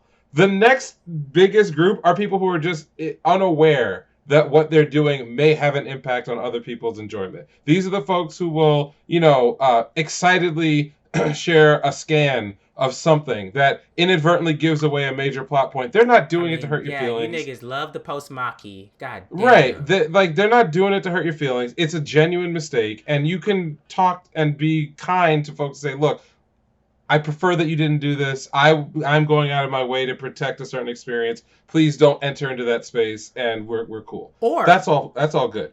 When it comes to official accounts, official outlets for content, there is no such thing as a spoiler in the sense that those accounts are sharing those to the public for the purpose of marketing. They're not doing it to ruin anyone's time, and they're not doing it out of fan excitement. They're doing it to sell their product to people. So instead of complaining about whether or not there's a spoiler, ask yourself if you should be downstream of any of that shit. Maybe you absolutely should not. Maybe you should take your fandom and do what a lot of people do who are responsible for themselves, like Jordan said, and just turn off the hose and walk away until you're ready to interact with the content. Okay? You can do that. Nobody is forcing you to do it. And the last thing I will say is, whatever the amount of time we're supposed to wait to have conversations about anything, I guarantee you the line is not 20 years. Okay? If some shit is legal to drink, we can talk about whatever the fuck we want. I can tell you every single plot point that happens in Chrono Cross. And guess what? It's history. It's gaming history. That's all it is. It's literally covered in classes. So yes. It's kind of just like, what are you talking about? I'm sorry. Design classes. I am so sorry that you don't get to have the exact same experience as an 11-year-old in 1999, seeing this game for the first time, buying it sight unseen from a fucking software, etc., or EB Games, or Tower Records, or wherever the fuck, taking it home, having no idea what's inside, and then having a magical moment. I'm so sorry that you're not going to have that. Guess what? We have it right now. Okay? You can have that experience with games that are coming out right now. If shit is 20 plus years old, too damn bad. Too fucking bad. And yeah, that's all I gotta say about it. Like, 20 years is well past the statute of limitations on sharing content, having conversations about something. You know, go read the book. Harry Potter has been out. I mean, we don't read Harry Potter because J.K. Rowling. Yeah, we don't do nothing. Turf. No. But whatever the equivalent of that is, like, if it's 20 plus years old, like, get the fuck over it. You know, Someone. Percy I heard Jackson this or whatever. from someone that I know who said they had never seen the original Matrix movie and were upset that they were getting spoiled on the plot of the original Matrix movie when right before the new one came out. Whose fault is that? I don't fucking know. Whose fault is that? I don't fucking know. It's dumb. This is maybe you should have fucking okay, exactly. So, well, this kind of goes into like my thing, which I'm gonna like piggyback off of it. Is that like I'm one of those people who I do like hate spoilers, whatever. Like I try to do everything that I can do to not get spoiled. But that's the thing, though. I try to avoid spoilers. The people that you were talking about, they just think that like things are just automatically like, you know, tailored for them, for their internet browsing experience. And that's not what it's like. That's just not what it is.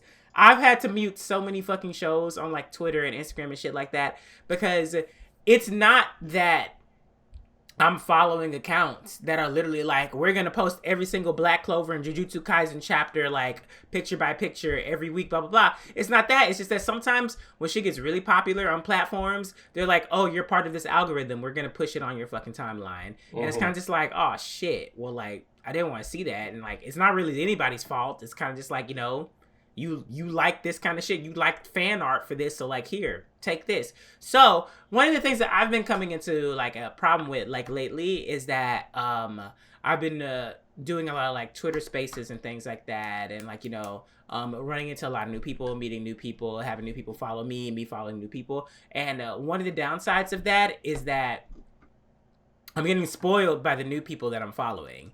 But I don't want to like unfollow them because I feel like that would be like a gesture of like ill will, because like we do have like a mutual like, you know, interest in each other. But I also don't want to curate their own their like content and their timeline just to like please myself. And so like with this whole situation that you're going through, it's more so just like, okay, I got spoiled by this person. Let me make sure I mute this word, or like, how did it pop up? Or they retweeted this and these were the words that were in it, et cetera, et cetera. So like, yeah, like at the end of the day, it's up to you to like curate your own shit. Like it's your account, it's yours, it's social media. And like you said, it's marketing. If the algorithm and the private information that you're giving away to them is leading them to basically be like, put this shit in front of this nigga's face. There you go. You have it spot on. Then it's gonna be put in front of your face whether or not you've played it or seen it, read it, listened to it or not. Like it's gonna fucking show up. So right. Yeah, right. I mean it's too bad, too sad. Like, you know, also arguing about it, it's just so like trying to like vilify someone for hurting your feelings when like they don't even give a fuck. They could give it. Well, here I can say this. Like, I'll tit for tat with people on Instagram and Twitter and shit like that, whatever. But I can truly say I don't care about your existence. Like your whole, like your existence as a whole. Like you as a person do not matter to me. Like so, like you can take this shit elsewhere. Like you. It's a weird like toxic culture where it's kind of just like, I'm gonna argue because I'm gonna argue and I'm bored and I have nothing else to do. It's kind of like, do you know how draining that is? Do you know how unnecessary that is? And also, do you know how pitiful you look to be doing all this grandstanding and you don't have your full face out here? Like you're not standing in your truth. You're not standing in your actual self. You're just out here just like causing chaos. And I mean, hey, you can do that and you can keep getting your ass spoiled too. Like, right. It is what it is. But certainly official accounts, like, come on. Like, the official account thing is literally, like, they're children. They have to be children. Because this is an instance where, like, either you don't know better or you do know better and you're just, like, immature as fuck.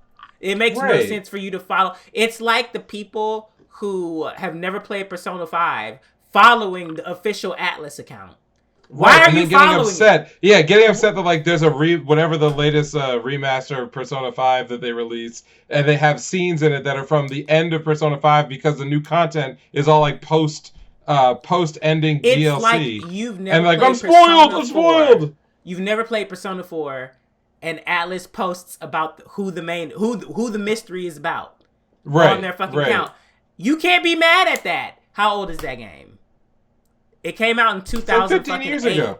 Yeah. Like you cannot be mad at that. You can't be mad. You can't. There's no way you can be mad at that. Like, it's insane to me. You Actually chose to insane. follow that account, and you knew what was going on. It's completely different than following a new account. Let's say like Soul Hackers 2.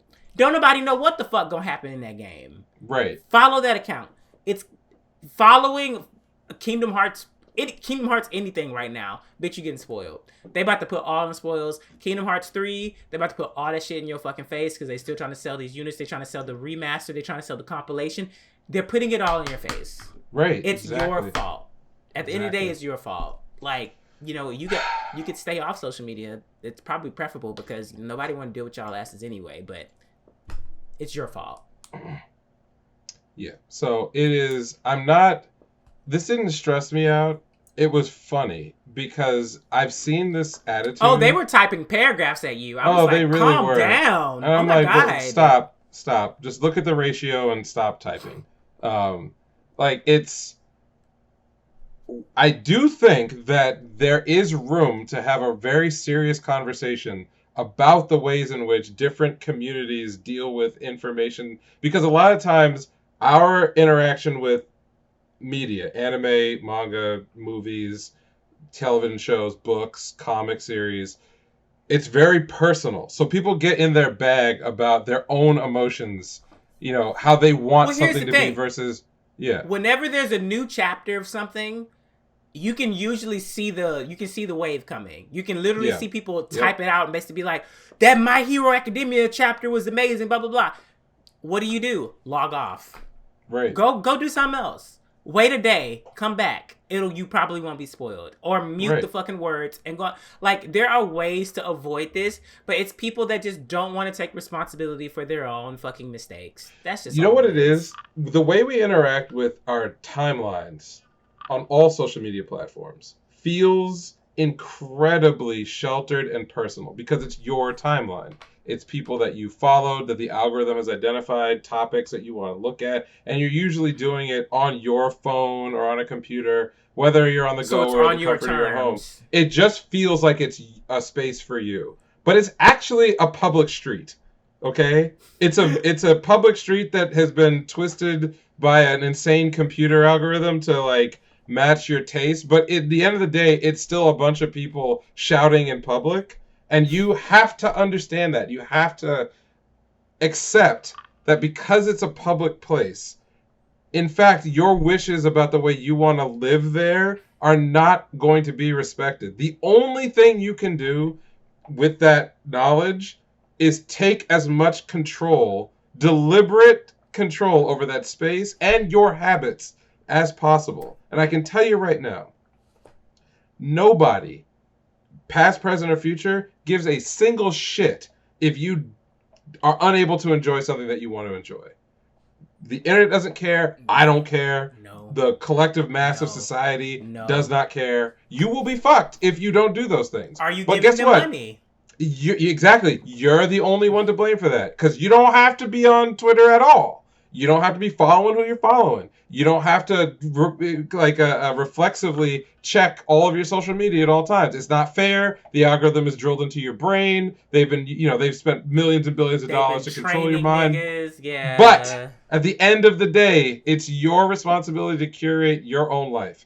So if you don't want to hear about Batman, then guess what? Get out of the places where motherfuckers gonna be talking about Batman. You want to hear about Jujutsu Kaisen? You want to hear about some manga that's running, some spoilers? You can hit the filters, make sure that shit never shows up on your feed. You can, as Jordan said, you can stay off on the days when the chapters are released, but you have to take some effort, okay? Don't follow official accounts and then come back and moan that the official account showed you some shit. And by the way, these aren't even people who are like, my day was ruined. These are people who are cry bullying and complaining about what other people. Cry bullying is a very nice, yeah, like they're somehow going to bat for people who don't even exist, that are like, well, these people that like the 1/10 of 1% of 1% who like were gonna buy Chrono Cross or we're gonna buy the manga, but then because they saw a spoiler when they were following the official account, were like, I guess I'm not gonna do it because of this thing I have no context for is giving away what happens somewhere in a plot by putting a name of a character on screen for 15 seconds. Who is this person? They don't exist because people like to argue in hypotheticals on Twitter and shit like that. Bro, when Black Panther came out, if I saw a scene of Killmonger dying at the end of the movie, you think I'm not going to see that fucking movie? And that I would be want to something know that's how like a we major got there. plot. I want Yeah, to know I'd be how in we my got motherfucking there. daishiki with a fucking kufi on, just with the rest of them, right? Now, would I appreciate knowing that happens? Probably not. But like, that's me, a customer, getting spoiled on the most important thing that happens in the fucking film, and still be like, yo, my passion is leading me to this place. These motherfuckers are fighting for niggas who don't even exist. I don't get it. Who are these people? They're children. Yeah, you're right. They're underdeveloped adults and children. You're right. You're right. That's it. You're right. You've always been right. That's it. I know I haven't always been right, but like Well, I've just on had these- too much. I've had too much exposure to these ones, so. So But- that's my feelings on the matter. And if you don't like me and you don't like what I had to say, you can just at me and I will cut you down like all the rest of them down. Get the fuck out of here. But yeah. Yeah, I mean, Spoilers. you did ratio all their asses, so I was kind of just Yes. like, wow, why are y'all still going? That's what happens. That's what happens. All right, recommendations. I only have. Well, I have two. I guess we might share part of recommendation, so I will just run through them real quick. So, play a lot of Elden Ring. Everyone knows Elden Ring. It's great. Easy recommend. I don't know. Actually, and I have something to say. Fuck you, Kie. Fuck you. Because no, you did not just fucking text me. And like, I'm playing of Elden Ring, and I thought of you for a little bit. That is so like, funny. What the fuck does that mean? Like, what does that mean? I'm gonna ask him. I'll find out. Yeah, like, what does that mean? Oh, I'm about to ask him as soon as this is over. Trust me. But yeah, okay. Yeah. Elden Ring. Oh, man. So, Elden Ring, cool. Triangle strategy. I think, Jordan, you'll probably have something to say about that, too. You're further than I am. Really enjoying the game. Gives me a lot of, like, some mix of, like, Fire Emblem and Final Fantasy Tactics. And more or less, it seems to fit together, and I like it. I like what I've seen so far. So those are, like, I'm jamming those together as, like, gaming recommendations. But I'll also give a manhwa recommendation while I'm at it. We always talk about Tower of God. Tower of God's great, doing big things. If you want a series that is a little more recent, it's been running about 6 months, I would recommend Return of the Broken Constellation. It is a returner story, but the art's really cool, and it leverages a lot of like real research on a variety of pantheons of different gods, and there's a lot of influence of like Buddhist, I don't know, Buddhist teaching, Buddhist philosophy. There are parts of it I think are still somewhat derivative, but like, you know, there's some series where you read it and you're like, oh, okay, there was some real thought and effort put into at least establishing the look and the lore and the history and the characters, and you know, some that lets you kind of overlook some of the more I won't say generic, but like common themes that it shares with other similar sorts of stories. So Return of the Broken Constellation. I think it's on Webtoons. So that's my recommendation. Oh, okay. I mean, yeah, I was just going to do Triangle Strategy again because I got deeper and I'm like obsessed. Like, and I can't believe that this story has like so many fucking different endings and like different routes, and like like the deeper you get into the game, just the varying routes, like the decisions get crazier, where it's kind of just like, nigga, what are we doing? What do you mean? And the fact that like you can't make the decision every time. Like sometimes them niggas are gonna be like, I don't agree with you. We're gonna do the fucked up thing. And I'm like, no, I don't want to do the fucked up thing. And it's just like, you can't save scum it because you don't have enough fucking conviction. And it's just like, oh my God, like I didn't mean to do that. And now I'm on this route, and now I gotta like find different ways. I'm like, okay, can we steer this shit back to like something like positive? Like, or is this just gonna be like fucking suffering? Like, I love it. I love it. Like, whoever said that it was like Game of Thrones tactics, like, it's very close. It is. It is very close. I'm not gonna say it is Game of Thrones, but like the twists and the turns, they be twisting and turning, and I'm like, wait, what? And these are pixels. So just that, I know that some people are like not very pleased with how long the cutscenes are and the stories are, but it's a JRPG. What do you expect?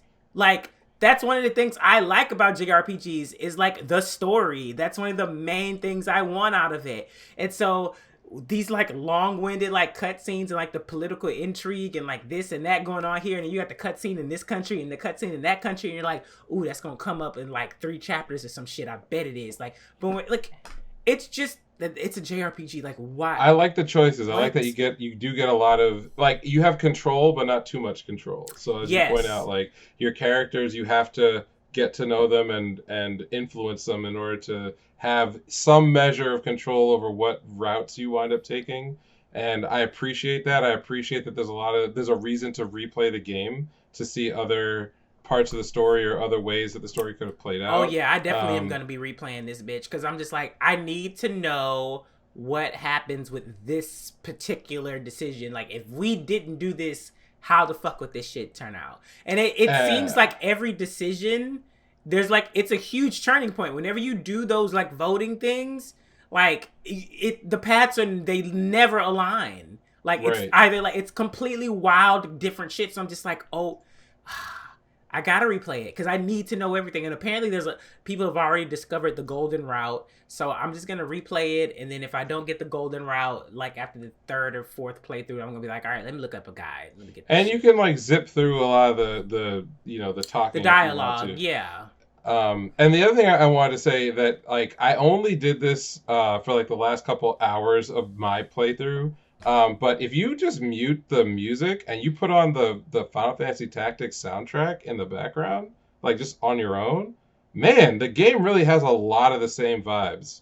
A lot of the same vibes. I just want to say that some of the latter, like, boss music is amazing. Oh, it's good. Yeah, I want to put that too. The music in the game is quite good. And I give props there. Like, it's its own thing, but yeah. I was checking out like a YouTube video about just how to, invest in certain characters, and they were playing the Final Fantasy Tactics like menu and battle music, and I'm like, bro, why does this fit so well with this game? Because it's an actual decent successor. Well, not successor, but it's like it's like influenced by it. Yeah, something like that. Yeah, it's influenced. So I'm with it, and I'm enjoying the game. I will not be touching Elden Ring. I will. Unless it's like $20, I'm not touching it. Listen, I'm level 254, and I still get cratered by enemies. You're some level enemies in the what? 254. How?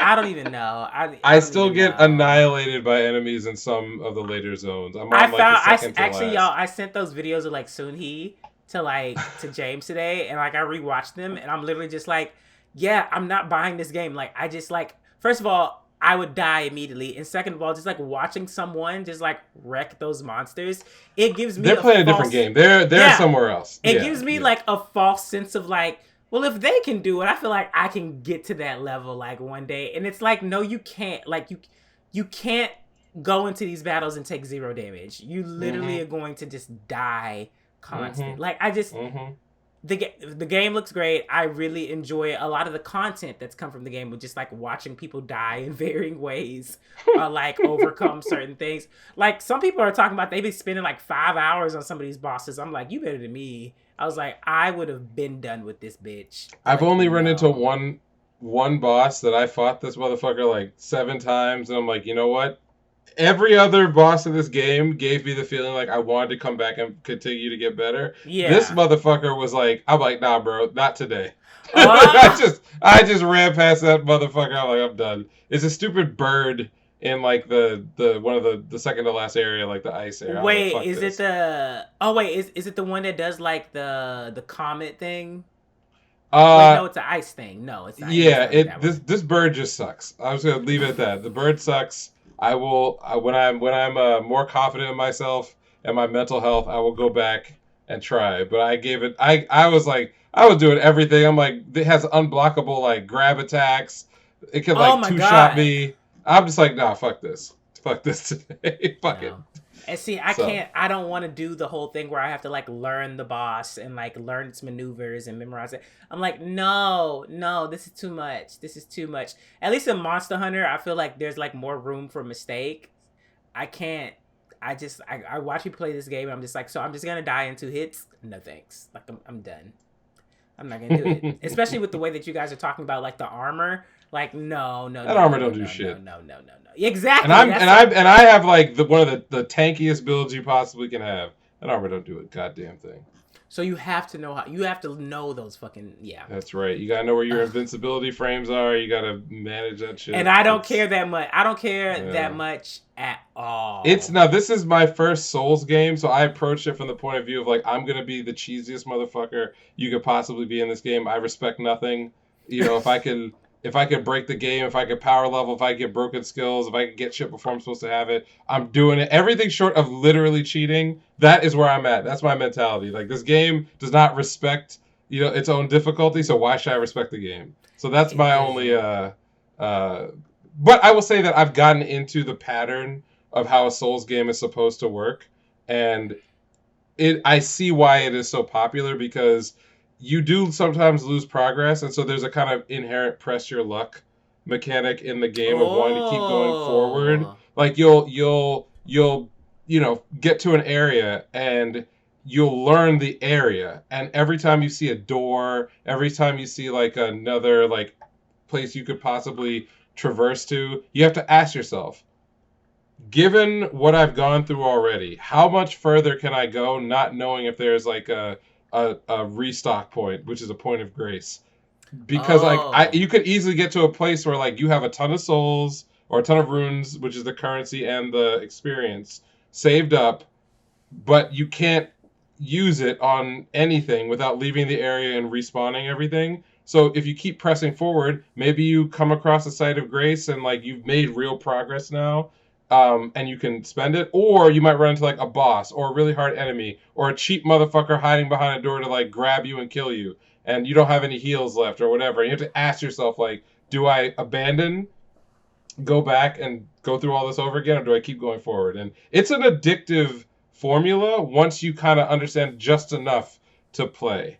And again, I was all about breaking the game, so there were things that I could set goals for myself. Like, I need to get this item, but to do it, I have to go through this dungeon. Yeah. All right, so, things like that. I think that that's cool, but it is fucking punishing. It hates you. The game hates you, and when you die and you lose, it is very rarely because the game fucked you. It's because you suck. You suck at this game. You have no knowledge of what you're doing. Oh my God. You don't know the map. You don't know the enemies. You're a fool. Yeah.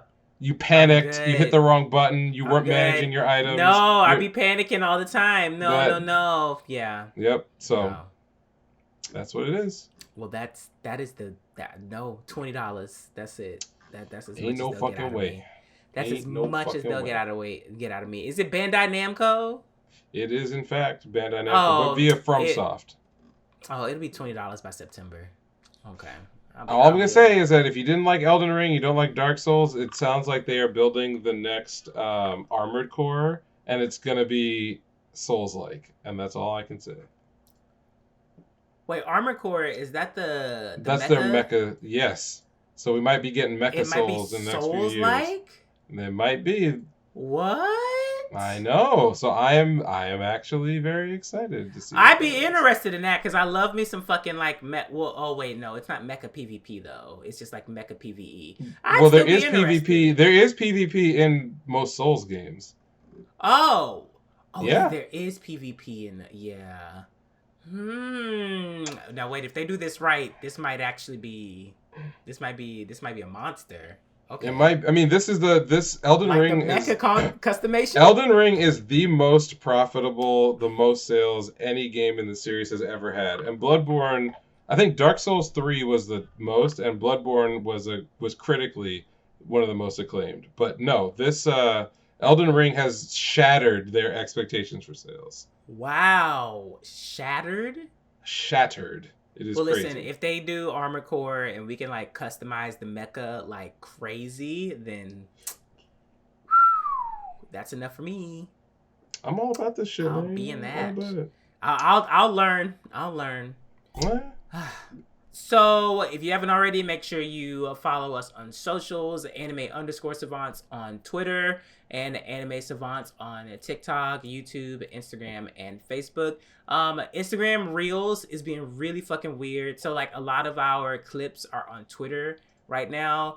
Instagram Reels is like desyncing the audio, even though the audio is synced perfectly fine on the exported video, and when I upload it to other platforms. So Instagram, get your shit together, like whatever. But yeah, you can follow us on those things. You can follow me on Cora Shore, Twitter, TikTok, Instagram. I'm not on Facebook and YouTube. And yeah. You can hit me up at Neural Handshake on Twitter. I've already been fighting with some of y'all all day. It's all good. Are they still going? They slowed down, but I don't hate. I don't have no hate in my heart for nobody. Also wanted to say before we get out of here, Razor Ramon, aka Scott Hall, passed away while we were recording this. So there's RIP to the bad guy. I'm a big wrestling fan. This is a tragic day.